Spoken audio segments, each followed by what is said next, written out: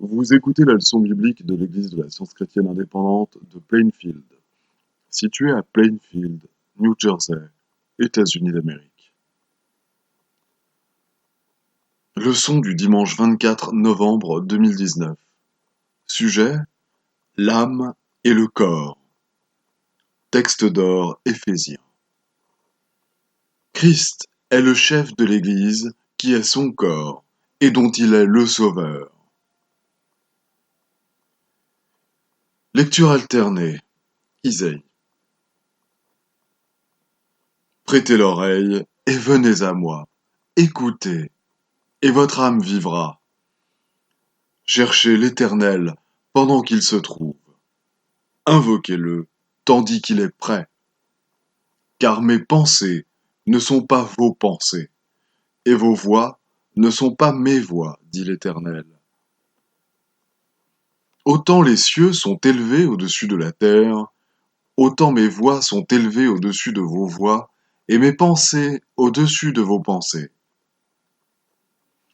Comme la pluie et la neige descendent des cieux et n'y retournent pas sans avoir arrosé, fécondé la terre et fait germer les plantes, sans avoir donné de la semence au semeur et du pain à celui qui mange, ainsi en est-il de ma parole qui sort de ma bouche. Elle ne retourne point à moi sans effet, sans avoir exécuté ma volonté et accompli mes desseins.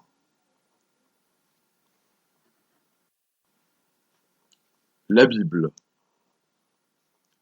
L'Éternel délivre l'âme de ses serviteurs, et tous ceux qui l'ont pour refuge échappent au châtiment. Qu'ils louent l'Éternel pour sa bonté, et pour ses merveilles en faveur des fils de l'homme. Car il a satisfait l'âme altérée, il a comblé de bien l'âme affamée. La 3e année du règne de Joachim, roi de Juda, Nebuchadnezzar, roi de Babylone, marcha contre Jérusalem et l'assiégea. Le roi donna l'ordre à Ashpénaz, chef de ses eunuques, d'amener quelques-uns des enfants d'Israël de race royale ou de famille noble.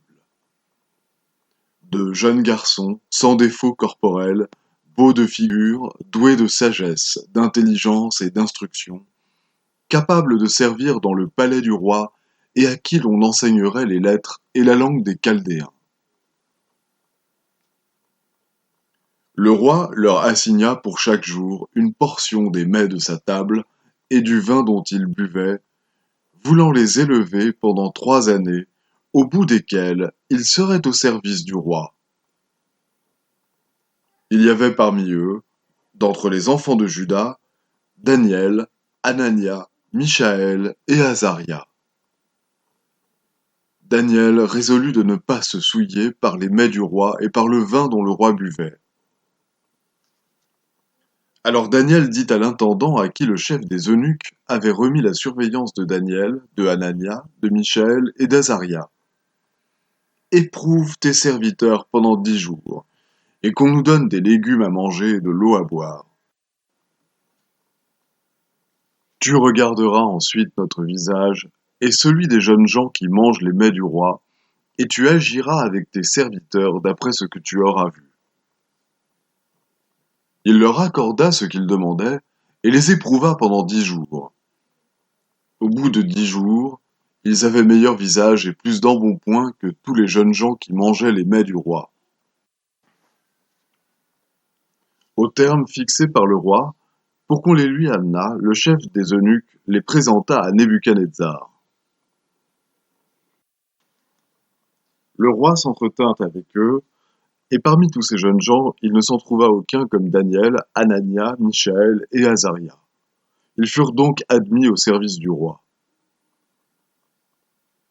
Sur tous les objets qui réclamaient de la sagesse et de l'intelligence, et sur lesquels le roi les interrogeait, il les trouvait 10 fois supérieurs à tous les magiciens et astrologues qui étaient dans tout son royaume.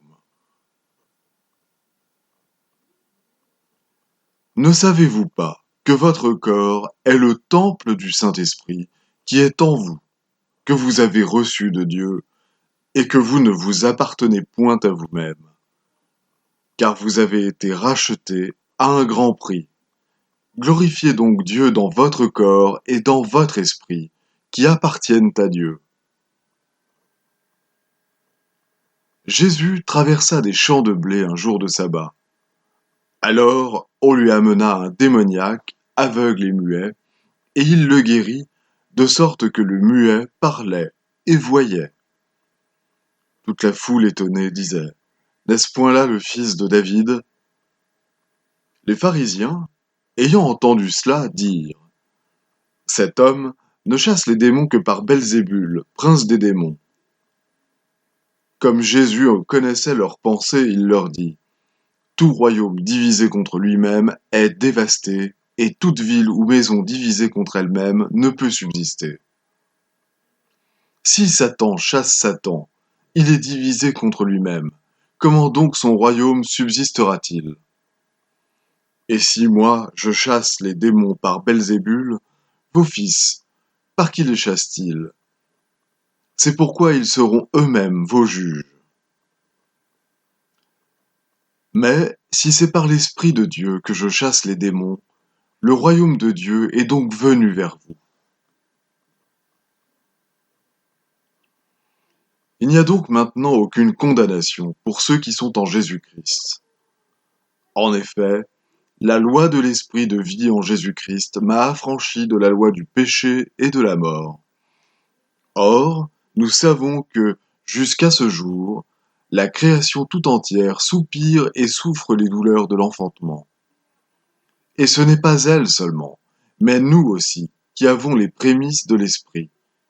Nous aussi, nous soupirons en nous-mêmes, en attendant l'adoption, la rédemption de notre corps. Nous savons en effet que si cette tente où nous habitons sur la terre est détruite, nous avons dans le ciel un édifice qui est l'ouvrage de Dieu, une demeure éternelle qui n'a pas été faite de main d'homme. Aussi nous gémissons dans cette tente, désirant revêtir notre domicile céleste, si du moins nous sommes trouvés vêtus et non pas nus. Car tandis que nous sommes dans cette tente, nous gémissons, accablés, parce que nous voulons non pas nous dépouiller, mais nous revêtir, afin que ce qui est mortel soit englouti par la vie. Et celui qui nous a formés pour cela, c'est Dieu, qui nous a donné les arts de l'esprit. Nous sommes donc toujours pleins de confiance, et nous savons qu'en demeurant dans ce corps, nous demeurons loin du Seigneur, car nous marchons par la foi et non par la vue. Nous sommes pleins de confiance et nous aimons mieux quitter ce corps et demeurer auprès du Seigneur. Que le Dieu de paix vous sanctifie lui-même tout entier, et que tout votre être, l'esprit, l'âme et le corps soient conservés irrépréhensibles lors de l'avènement de notre Seigneur Jésus-Christ.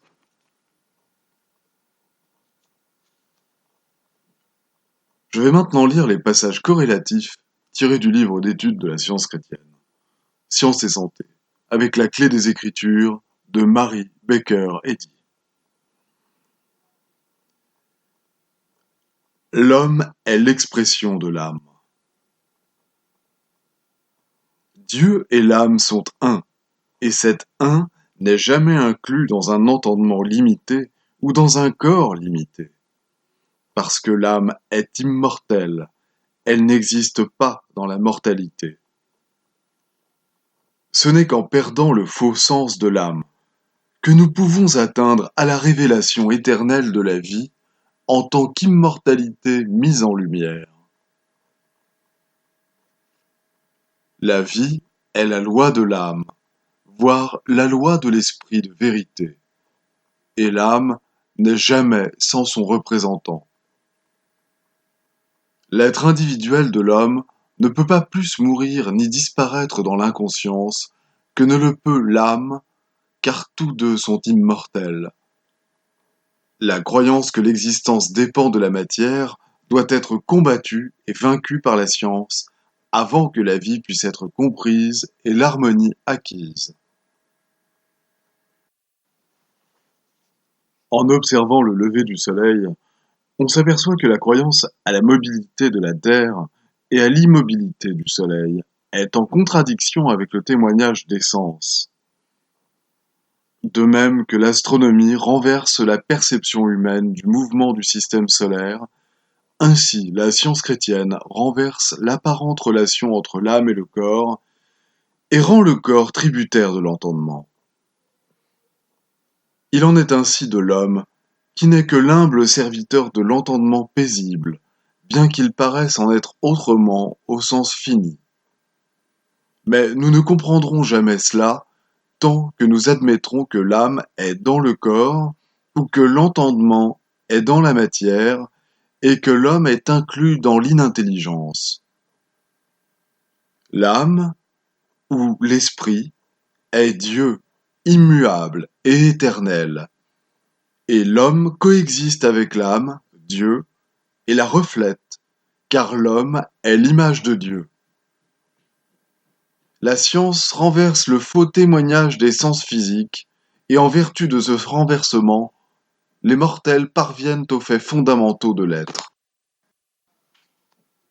La santé n'est pas un état de la matière, mais de l'entendement. Admettez l'hypothèse courante que la nourriture est le soutien de la vie, et il vous faut nécessairement admettre, dans le sens contraire, que la nourriture a le pouvoir de détruire la vie, Dieu, par l'insuffisance ou l'excès, par la qualité ou la quantité. C'est là un exemple de la nature ambiguë de toutes les théories matérielles sur la santé. Elles se contredisent et se détruisent, constituant un royaume divisé contre lui-même, qui sera réduit en désert. Puisque Jésus prépara de la nourriture pour ses disciples, c'est que la nourriture ne peut détruire la vie. Le fait est que la nourriture n'affecte pas la vie absolue de l'homme, et cela devient évident en soi lorsque nous apprenons que Dieu est notre vie. La croyance que les hommes deviennent meilleurs, moralement ou physiquement, par le jeûne ou la bonne chair, est un des fruits de l'arbre de la connaissance du bien et du mal, au sujet duquel Dieu a dit « Tu n'en mangeras pas ». Le Christ, la vérité, nourrit et revêt les mortels temporairement, en attendant que ce qui est matériel, transformé par l'idéal, disparaisse et que l'homme soit vêtu et nourri spirituellement. La coutume primitive de ne pas se préoccuper de ce que l'on mange laissait l'estomac et les intestins libres de fonctionner selon les lois de la nature et donnait à l'Évangile l'occasion de se manifester en de glorieux effets sur le corps. Parce que les systèmes imaginés par les humains affirment que l'homme devient malade et inutile, qu'il souffre et meurt, et que tout cela est conforme aux lois de Dieu, devons-nous y ajouter foi? Devons-nous croire à une autorité qui nie le commandement spirituel de Dieu quant à la perfection, autorité dont Jésus prouva la fausseté? Il accomplit la volonté du Père. Il guérit la maladie au mépris de ce que l'on appelle la loi matérielle, mais conformément à la loi de Dieu, la loi de l'entendement. Nous ne pouvons nier que la vie se soutient par elle-même, et nous ne devrions jamais nier l'harmonie éternelle de l'âme, simplement parce que, selon les sens mortels, il semble y avoir discordance. C'est notre ignorance concernant Dieu, le principe divin, qui produit l'apparente discordance, et la vraie compréhension de Dieu rétablit l'harmonie. La vérité nous forcera tous finalement à échanger les plaisirs et les douleurs des sens contre les joies de l'âme. Quand les premiers symptômes de la maladie apparaissent, combattez le témoignage des sens matériels par la science divine. Que votre sens plus élevé de justice détruise le faux processus des opinions mortelles que vous nommez loi, et alors vous ne serez pas forcé de garder la chambre pour cause de maladie, ni de rester couché sur un lit de douleur pour payer jusqu'au dernier cadran toute la peine qu'impose l'erreur. Dieu n'a promulgué aucune loi qui rende nécessaire soit le péché, soit la maladie, mais vous êtes divinement autorisé à nier cette nécessité et à guérir les malades. Réfutez mentalement toute plainte venant du corps et élevez-vous à la vraie conscience de la vie en tant qu'amour, en tant que tout ce qui est pur et porte les fruits de l'esprit. La crainte est la source de la maladie, et vous maîtrisez la crainte et le péché par l'entendement divin. Il s'ensuit que c'est par l'entendement divin que vous triomphez de la maladie.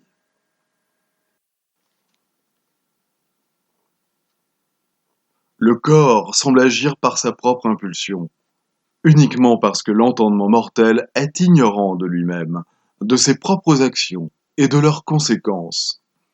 Il ignore que la cause prédisposante, lointaine et déterminante de tous les mauvais effets, est une loi du prétendu entendement mortel, non de la matière. L'entendement est maître des sens corporels et peut vaincre la maladie, le péché et la mort. Exercez cette autorité que Dieu a donnée.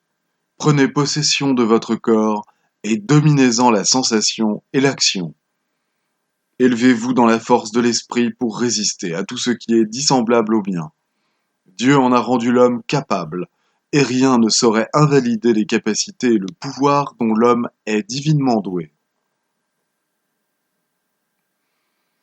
Souvenons-nous que l'homme immortel et harmonieux a toujours existé, et qu'il est toujours au-delà et au-dessus de l'illusion mortelle que la vie, la substance et l'intelligence existent dans la matière.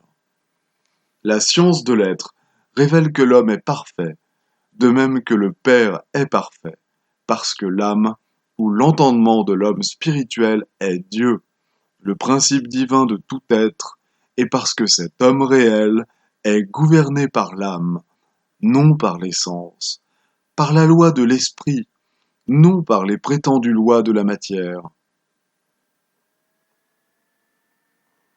Je vais maintenant lire les devoirs quotidiens de Mary Baker Eddy. Prière quotidienne. Il sera du devoir de tout membre de cette Église de prier chaque jour.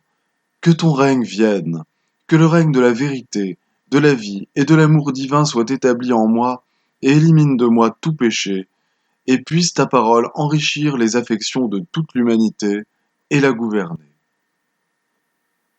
Règles pour les mobiles et les actes. Ni l'animosité, ni un attachement purement personnel ne doivent déterminer les mobiles ou les actes des membres de l'Église mère. Dans la science, l'amour divin seul gouverne l'homme, et un scientiste chrétien reflète les douces aménités de l'amour, en réprouvant le péché et en manifestant un véritable esprit de fraternité, de charité et de pardon. Les membres de cette Église doivent journellement veiller et prier pour être délivrés de tout mal, pour ne pas prophétiser, juger, condamner, conseiller, influencer ou être influencés d'une manière erronée. Vigilance face au devoir. Il sera du devoir de chaque membre de cette Église de se défendre journellement contre la suggestion mentale agressive et de ne pas se laisser entraîner à oublier ou à négliger son devoir envers Dieu, envers son leader et envers l'humanité. Par ses œuvres, il sera jugé et justifié ou condamné.